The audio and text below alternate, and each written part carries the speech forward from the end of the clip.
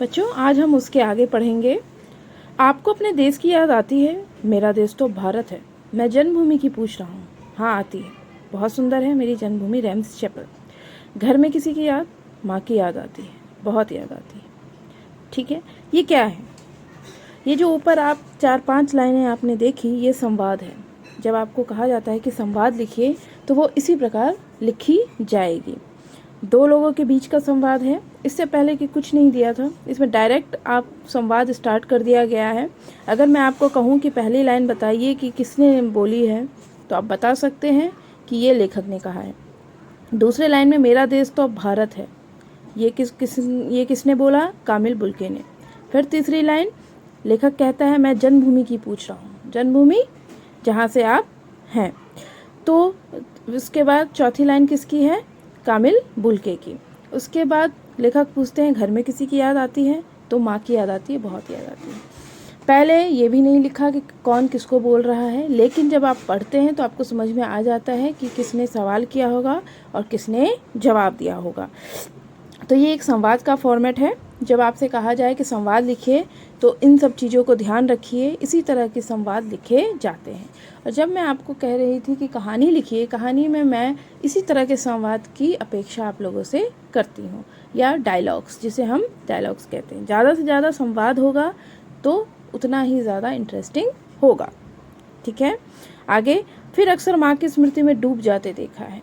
आप पिछले पेज को याद कर लीजिए, जहाँ पर वो कहते हैं कि जब सब कुछ था तो ये इन्होंने सन्यासी बनने की बात क्यों सोची। ये उसी के आगे उनको याद आ रहा है कि उनको हमेशा माँ की यादों में खो जाते हुए देखा था। उनकी माँ की चिट्ठियाँ अक्सर उनके पास आती थी। उस समय चिट्ठियाँ ही चलती थी। अपने अभिन्न मित्र डॉक्टर रघुवंश को वह उन चिट्ठियों को दिखाते थे। डॉक्टर रघुवंश उनके मित्र होंगे। पिता और भाइयों के लिए बहुत लगाव मन में नहीं था, अक्सर लोगों को नहीं होता। पिता व्यवसायी थे, एक भाई वहीं पर पादरी हो गया था, एक भाई काम करता था।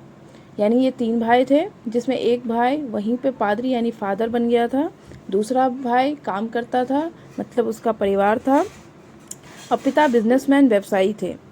ठीक है, उसका परिवार था। बहन भी थी एक, बहन सख्त और जिद्दी थी, बहुत देर से उसने शादी की।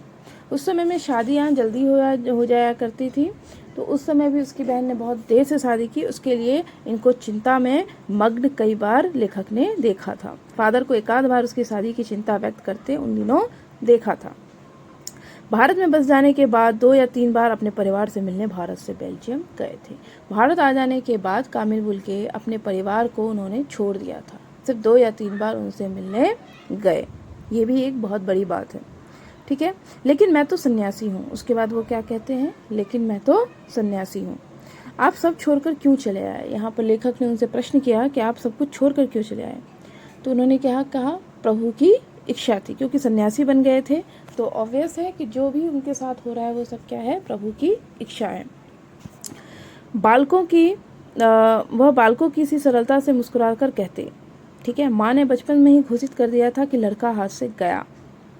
देखिए ये लाइन, इसका क्या अर्थ है कि बचपन में ही माँ ने कह दिया था कि ये लड़का हाथ से गया। हाथ से जाने का मतलब, जो कोई साधु सन्यासी बन जाए वो अपने घर के लिए तो बेकार ही हो जाता है ना। आज भी आप देखेंगे, कोई आपका घर छोड़कर सन्यास धारण कर ले या साधु बन जाए, तो हम कहते हैं कि ये तो गया। क्यों? क्योंकि उसने घर की सारी जिम्मेदारियाँ छोड़ दी।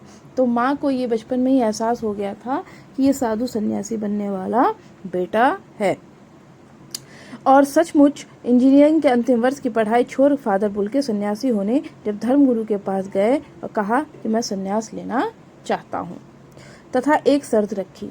क्योंकि ये क्रिश्चियन थे और फादर बनना चाहते थे, तो उनके उसमें होगा कि सन्यास लेने से पहले कोई शर्त रख सकता होगा। उन्होंने रखा कि मैं भारत जाऊँगा। उन्होंने क्या शर्त रखा?